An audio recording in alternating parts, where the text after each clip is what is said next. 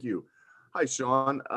What are your impressions of Clemson's wide receivers? I know you faced some of those guys last year, but some of them are relatively new. Just what are your take on their wideouts? Clemson always got a good background of wide receivers. They got a lot of not a lot of new guys. A lot of them played last year, but they got guys that make plays on the perimeter. They got a great slot receiver, and they got a great quarterback. So they always have great players on their team. So we're really looking forward to that matchup against them. So. Thank Our you. next question will be from Brendan Gulick from Buckeyes Now. Hi, Shaun. Congratulations on your All-American nomination here this year. I'm curious if you could maybe evaluate your play this year. Obviously, a pretty impressive distinction, but how do you feel that you've played, and do you feel that even though you've changed positions this year, that your play was worthy of an All-American nomination? I feel like I could always do better at the end of the day. So I always feel like I could do better, but I'm glad I got an All-American nomination. But at the end of the day, I'm not really focused on them. I'm just focused on the national championship and this game right here. So just really looking forward to that. But at the end of the day, I know I could get better, and there's things I got to work on. We will now go to Nathan Baird from Cleveland.com.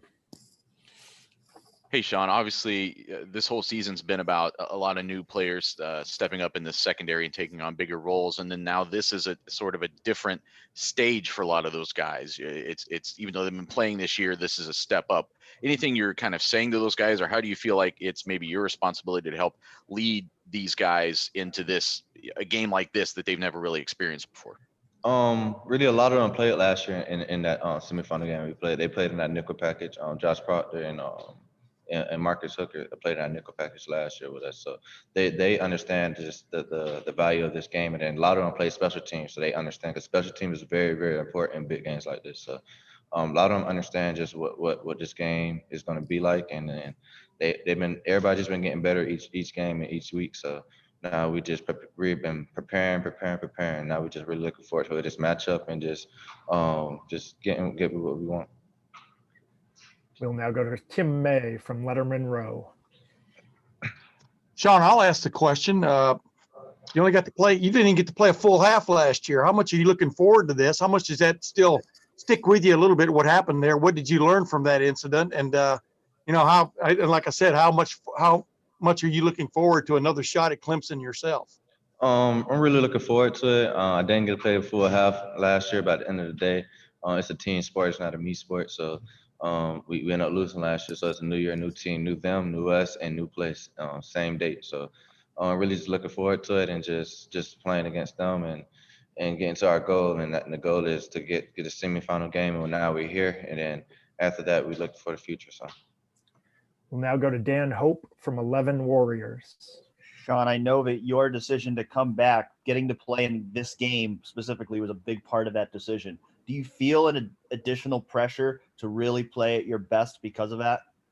No pressure. At the end of the day, it's a team sport. It's not a me sport. So I'm just focused on my team and the things that we need to do to get better and to win this game. So it's really no pressure. Just staying as calm and just trying to keep on burning the fire until game day, and just really looking forward to the game. We will now go to Bill Rabinowitz from Columbus Dispatch. Hi, Shaun. Obviously, you've gotten honored this year, and the defense's front seven has been praised pretty much. The secondary, though, is taking some criticism, and the one game that really featured a really good passer in Indiana, he threw for almost 500 yards. How ready do you guys feel you are as a secondary for this kind of challenge with Trevor Lawrence? Oh yeah, we're gonna be ready. At the end of the day, Indiana have a great quarterback, just like Trevor Lawrence is a great quarterback. They both put ball in the right spot, right time, and everything. So both teams have great receivers, and now we just got to keep on getting better. And we've been getting better over the weeks, and just getting ready for this game. At the end of the day, it's a national championship game. It's one of the two top teams in the nation playing against each other. So at the end of the day, their O-line and our D-line is going to be even. Their receivers and our secondary is going to be even. So it just comes down to the little things. Next question will be from Whitney Harding from NBC4. Hey, Shaun, while you were sitting in that locker room last year and watching the game, what did you learn from that perspective of playing and then watching what happened that maybe you can take into this game this year? Really just the little things that really matter. Special team is going to be, I really feel like this game is going to be one of the special teams and just on the defensive side is tackling. But it's really the little things really matter. And those are the things that win the game. So. We'll now go to Clay Hall from WSYX. Shaun, one last thing on last year in the targeting.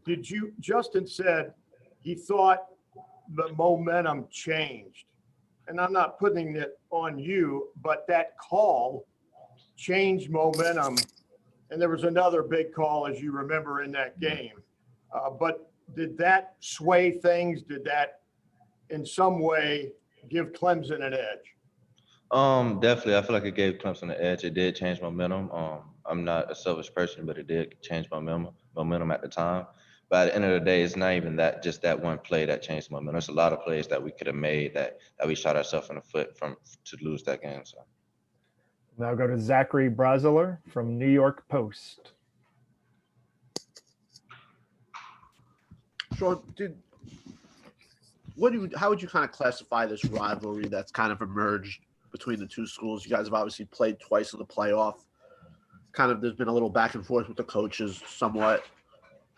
How would you it's clearly a rivalry, right? I mean, how would you kind of characterize it?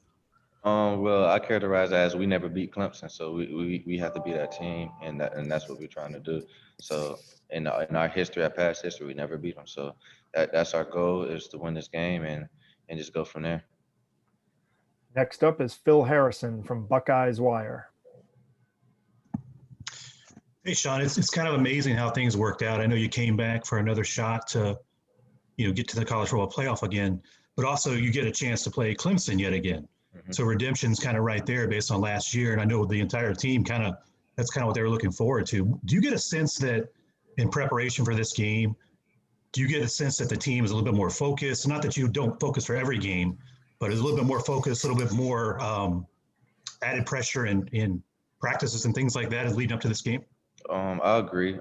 Everybody that's playing now has something to do with last year's game, so that everybody just have that taste in their mouth and they understand what's at stake. So everybody's just laser focused and just really worried about this game and just trying to take it from there. But this game is very important to everybody, and we definitely want to win. So we'll now go to Patrick Murphy from 24/7 Sports.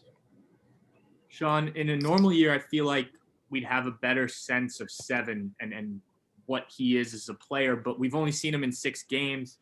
Not a lot of teams have thrown a ton on you guys. So paint the picture for me. What is Seven? How ready is he for this moment? What kind of player are we going to see on Friday?